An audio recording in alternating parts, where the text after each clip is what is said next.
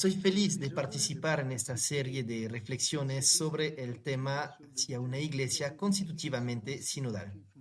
Y agradezco a los organizadores por invitarme a presentar la experiencia de TZ.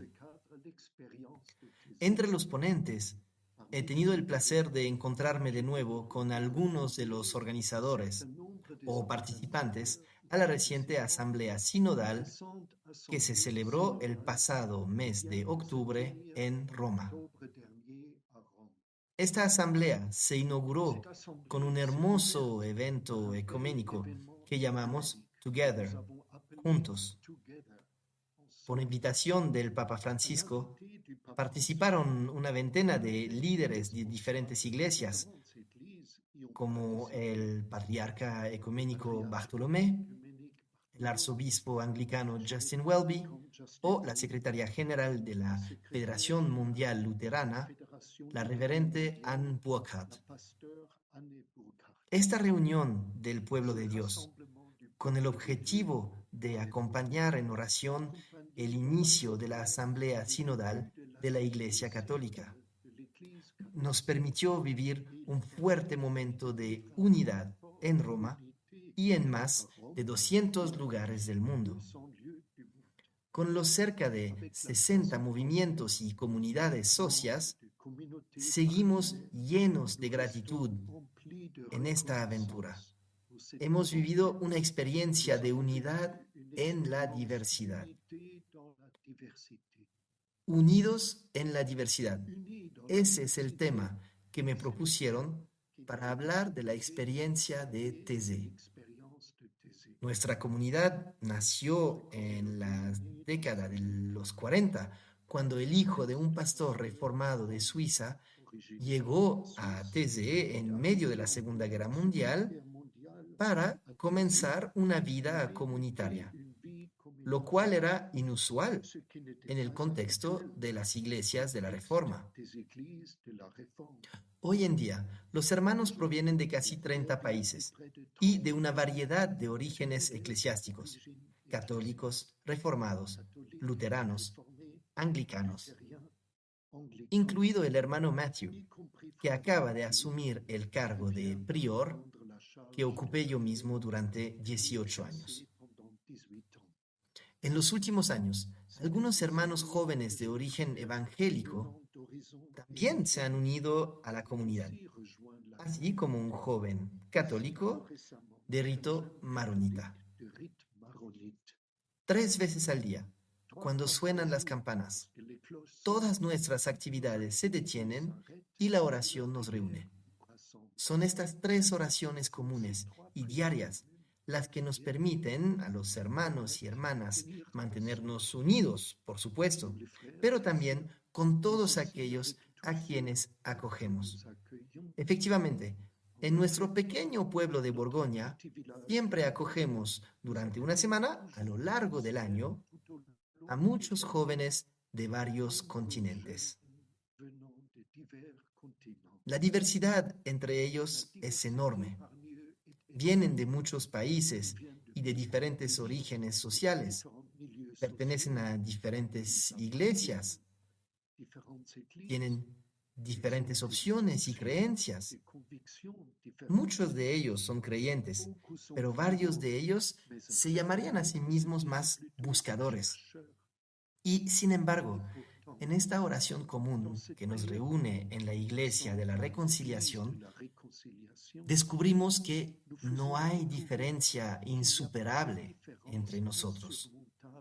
Todos podemos cantar juntos, escuchar la palabra de Dios, esperar en silencio e interceder por aquellos que están luchando.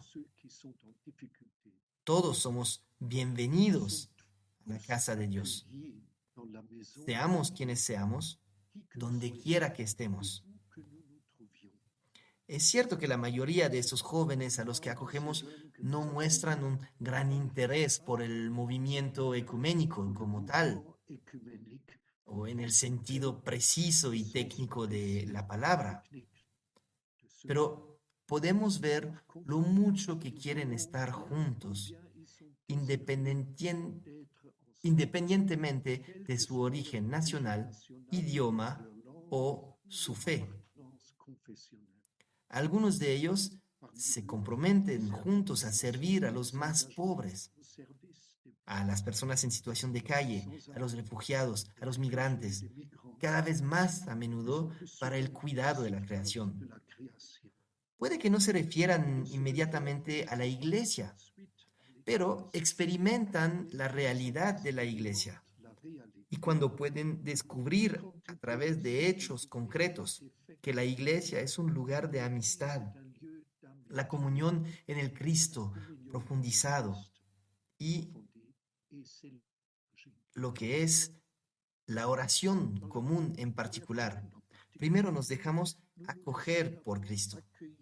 Él escucha nuestras peticiones. Podemos decirle cualquier cosa.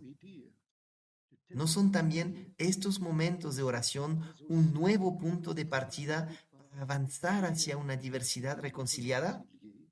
En la oración hay una dimensión muy personal que nos abre a la trascendencia, pero también hay una dimensión comunitaria. Y en este descubrimiento de la dimensión comunitaria de la oración, puede crecer el deseo de hacer juntos todo lo que se puede hacer y de no hacer nada sin tener en cuenta a los demás. En cierto modo, el apóstol Pablo, en su carta a los Romanos, ya lo expresó cuando escribió: aunque somos muchos, somos un solo cuerpo en Cristo. Cada uno de nosotros somos a su manera miembros el uno del otro. Es cuando descubrimos que somos miembros del mismo cuerpo que podemos aceptar que nos necesitamos uno a los otros. La luz de Cristo que se nos ha confiado, solo podemos transmitirla juntos, porque cuanto más profunda es la pertenencia de cada persona a Cristo, más bien miramos a los demás. Son vistos como hermanas y hermanos. Vayamos aún más lejos. Reconocer en los bautizados a otros como hermanos y hermanas es un signo de una auténtica pertenencia a Cristo, que Él mismo eligió hacerse hermano nuestro. Uno de los documentos del grupo de Dombes, un grupo teológico, católico y protestante de habla francesa, proporcionó una base sólida para esta visión al pedir que se priorice la identidad bautismal sobre la identidad confesional. Para definir la identidad cristiana, en todas nuestras iglesias hoy en día, una identidad confesional que generalmente se pone en primer lugar. La mayoría de las veces nos definimos primero como católicos, protestantes u ortodoxos. Los teólogos de los Dombes muestran que en realidad es la identidad bautismal la que debe prevalecer. Todos los cristianos deben definirse primero como bautizados. Para ellos, el documento hace un llamamiento a las iglesias para que entren en un dinamismo de conversión. En ese sentido, es una suerte que en el reciente sínodo, la misma dignidad bautismal de todos los cristianos como base de nuestra comunión haya sido el punto culminante de toda la asamblea. Por supuesto, la armonía fue rica y a veces incluso disonante, pero la alegría que se sintió durante esta asamblea fue una señal de que estamos en el camino correcto. En esto, el sínodo ha mostrado su profundo compromiso con la participación activa de algunos representantes de otras iglesias y han subrayado: ir más allá en este proceso ecuménico, me pregunto, ¿no deberían nuestras iglesias separadas atreverse a ponerse bajo el mismo techo o bajo la misma tienda sin más demora, incluso antes de que se haya llegado a un acuerdo sobre todas las cuestiones teológicas? Esto se puede hacer a través de una actitud de acogida recíproca, de hospitalidad recíproca, de atención a las cosas importantes que nuestros hermanos y hermanas cristianos experimentan en sus respectivas comunidades. Para concretar la hospitalidad recíproca, encontrémonos juntos más a menudo en la presencia de Dios, en la escucha de su palabra, en el silencio y en la alabanza, reuniéndonos en vigilias de oración.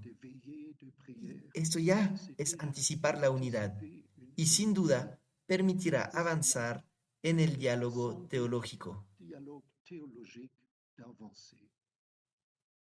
También quisiera decir algunas palabras sobre los desafíos que enfrentamos en nuestro camino hacia la unidad. Un primer reto es interno a nuestra comunidad. Ampliar cada vez más la parábola de comunión que intentamos vivir como comunidad nos ha llevado a integrar en una misma vida común una diversidad cada vez mayor, la diversidad de nuestros orígenes confesionales, primero protestantes, luego católicos, y también, como ya he dicho, la diversidad de nuestras culturas de origen, ya que ahora venimos de todos los continentes. Otro reto, consecuencia del primero, es externo a nuestra comunidad. Se trata de nuestra situación en la iglesia. Vivir una parábola de comunión nos ha llevado a establecer vínculos de amistad y de confianza con las diversas iglesias, incluso con aquellas que no están necesariamente en comunión entre sí. El hecho de que estos enlaces no sean legales nos da mucha libertad. Por ejemplo, es posible que nuestra comunidad esté en comunión muy clara con el Papa en su servicio a la unidad, pero esto no nos impide estar en comunión con las iglesias en las que el ministerio del Papa todavía puede ser visto por algunos como un obstáculo para la unidad. No pretendemos haber encontrado la solución. Nuestras formas de hacer las cosas son imperfectas. Sabemos que nuestra situación es temporal, a la espera de la plena realización de la unidad. Estamos tratando de entrar en una dinámica de reconciliación.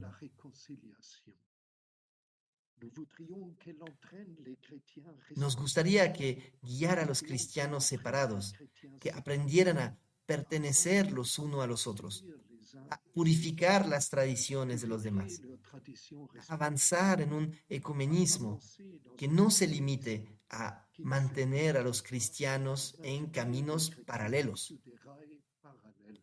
Para concluir, diría que vivir la unidad en la diversidad entre los cristianos no es un fin en sí mismo. En un momento en el que nuestro mundo está a menudo sacudido por la violencia y en el que la guerra sigue afligiendo a tantos países del mundo y las polarizaciones en nuestras sociedades son cada vez más profundas, es urgente hacer todo lo posible para expresar a través de nuestra vida que el Evangelio es un ferviente de unidad en la familia humana. Esto nos lleva incluso al diálogo con los creyentes de todas las religiones que no quieren la violencia, sino que desean contribuir a la paz y a la fraternidad entre todos los seres humanos.